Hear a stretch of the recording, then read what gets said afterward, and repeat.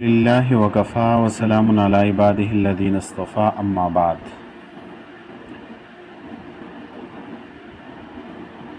پچھلی روایت میں ہم نے یہ بات ذکر کی تھی کہ بیت المقدس سے یہود کی صفائی کے بغیر امام مہدی کا بیت المقدس کی طرف ہجرت کرنا اور وہاں اپنا دارالخلافہ بنانا یہ مشکل ہے۔ تو اس درس میں ہم چند دلائل بیان کریں گے جس سے یہ واضح ہوگا کہ یہ حالات کس طرح ہوں گے۔ تو حضرت نہیک ابن سریم سکونی رضی اللہ عنہ سے روایت ہے، رسول اللہ صلی اللہ علیہ وسلم نے فرمایا کہ تم ضرور بالضرور مشرکین سے قتال کرو گے، یہاں تک کہ بقیہ مشرکین تمہارے ساتھ اردن کے نہر کے کنارے جنگ کریں گے، تم مشرقی جانب ہوگے اور وہ مغربی جانب۔ راوی کہتے ہیں کہ مجھے یہ پتہ نہیں کہ نہر اردن کہاں ہے۔ اللہ تعالیٰ کا ارشاد ہے، لہم فی الدنیا خزی ولہم فی الآخرۃ عذاب عظیم۔ اس آیت کے بارے میں علامہ ابن جریر رحمۃ اللہ علیہ فرماتے ہیں کہ اس سے امام مہدی علیہ الرضوان کا زمانہ ہے کہ جب آپ یہود کو قید کریں گے تو یہ یہود کی ذلت کی انتہا ہوگی۔ دوسرا جواب وہ شیعوں کی کتاب سے یہ ہو سکتا ہے، جیسے کہ حضرت علی رضی اللہ عنہ سے روایت ہے جو معانی الاخبار ایقاظ اور بہار میں نقل ہے۔ وہ فرماتے ہیں حضرت علی رضی اللہ عنہ کہ میں ضرور بالضرور مصر کو اپنا منبر بناؤں گا اور دمشق کے پتھر پتھر کو توڑ دوں گا، عرب کے ہر علاقے سے یہود کو نکالوں گا اور عرب کو اپنی لاٹھی سے ہنکاؤں گا، یعنی عرب کو اپنی لاٹھی سے ہنکا کر لے جاؤں گا۔ راوی کہتے ہیں کہ میں نے حضرت علی رضی اللہ عنہ سے کہا کہ آپ تو ایسی باتیں کر رہے ہیں کہ آپ موت کے بعد زندہ ہوں گے۔ تو حضرت علی رضی اللہ عنہ نے فرمایا کہ نہیں، ایسی بات نہیں، بلکہ یہ کام میری نسل سے ایک آدمی کرے گا، یعنی امام مہدی۔ ان روایت سے معلوم ہوتا ہے کہ امام مہدی سفیانی کے ساتھ جب دمشق میں ایک بہت بڑی جنگ لڑیں گے تو اس زمانے میں عرب کے 5 علاقوں میں بڑے یہودی قبائل کا قبضہ ہوگا۔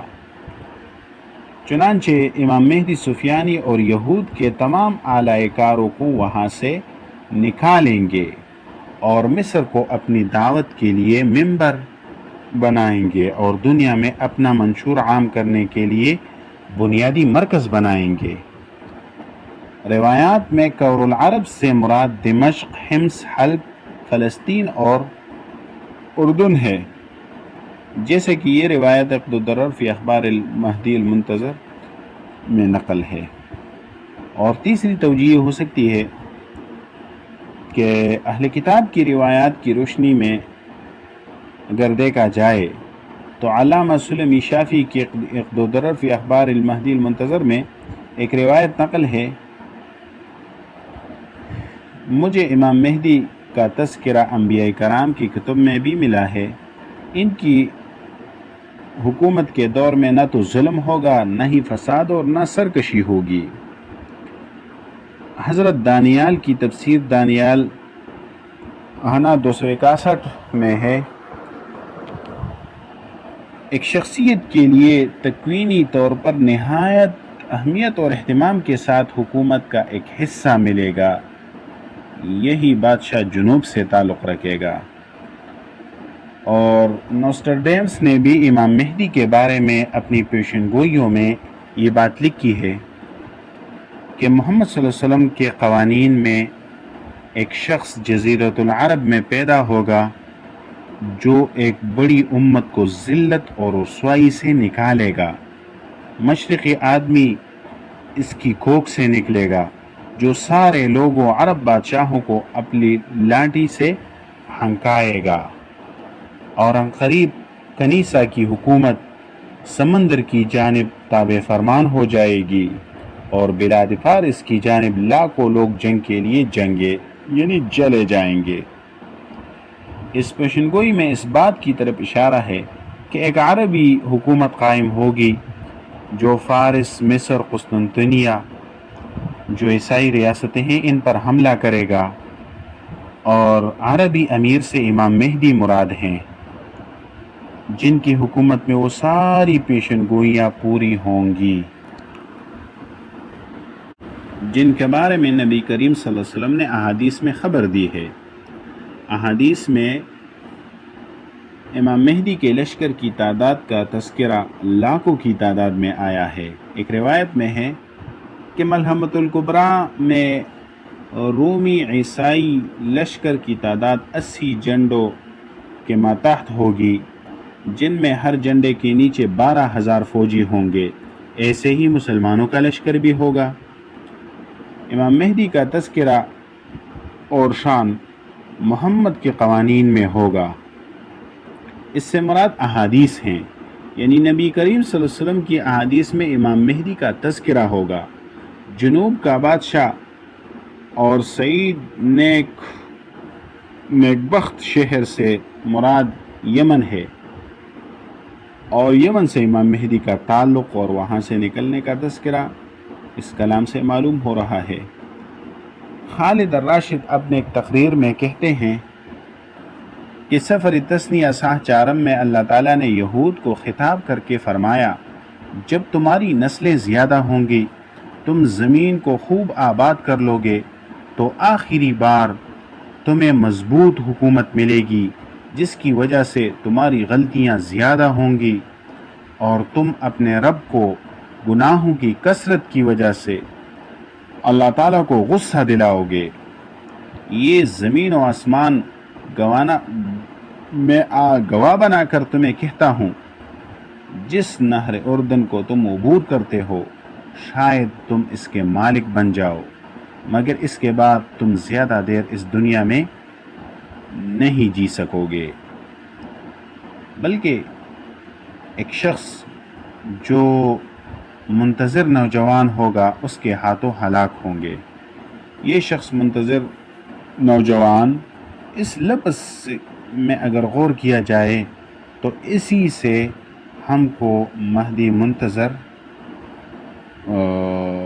کی شخصیت معلوم ہوتی ہے، اور تفسیر اشیاء میں یہ بات ہے، یہی مہدی وہ شخصیت ہے جو اپنے رب کی دین کی خدمت کرے گا، یہودی نسل کو ختم کرے گا۔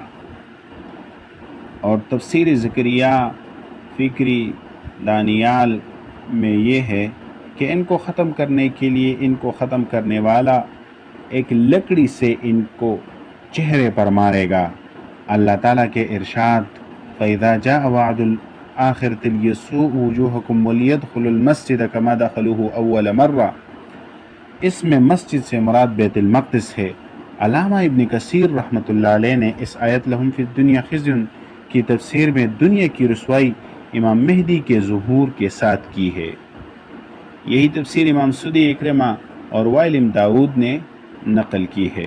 علامہ ابن جریر طبری رحمۃ اللہ علیہ اس آیت یعنی لہم فی الدنیا خزی کے بارے میں فرماتے ہیں کہ اس سے مراد امام مہدی کا زمانہ ہے، جب آپ کی حکومت قائم ہوگی، قسطنطنیہ شہر فتح ہوگا، تو ان کو قید یعنی یہودیوں کو قید میں ڈالا جائے گا، یہی ان کی ذلت کی انتہا ہوگی۔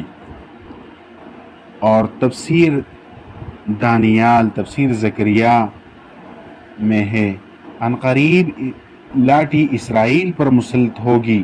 اسی کے بارے میں نبی کریم صلی اللہ علیہ وسلم کے اس ارشاد کو اگر پڑھا جائے، جس میں فرمایا کہ قیامت اس وقت تک قائم نہیں ہوگی یہاں تک کہ قحطان سے ایک آدمی نکلے گا جو لوگوں کو اپنی لاٹھی سے ہنکائے گا۔ اور ابن سیرین سے روایت ہے کہ قحطانی ہی امام مہدی ہوں گے۔ علامہ ابن حجر رحمۃ اللہ علیہ فرماتے ہیں کہ قحطان سارے کا سارا یمن ہے۔ قحطانی ہی مہدی ہوں گے۔ اس سے مراد قریش سے تعلق رکھنے والا یمنی ہو سکتا ہے۔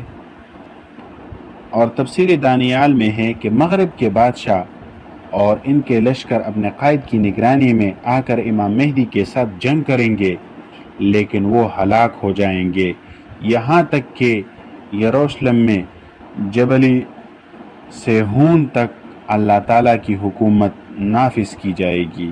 یہ روایت اس پر دلالت کرتی ہے کہ مغربی طاقتیں روم اور عیسائی ملحمۃ الکبریٰ اور عالمی جنگوں میں 80 ملکوں کے ساتھ امام مہدی کے خلاف لڑائی کے لیے جمع ہوں گے۔ پھر امام مہدی بیت المقدس کی طرف متوجہ ہوں گے، جہاں فلسطین میں یہودیوں کے خلاف ان کو فتح ملے گی۔